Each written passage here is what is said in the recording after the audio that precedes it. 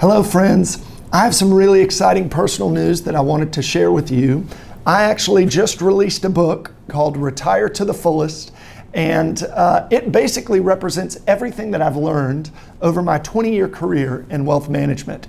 And I was actually telling that to some friends the other day, and one of my buddies looked at me and he said, well, why is it so short?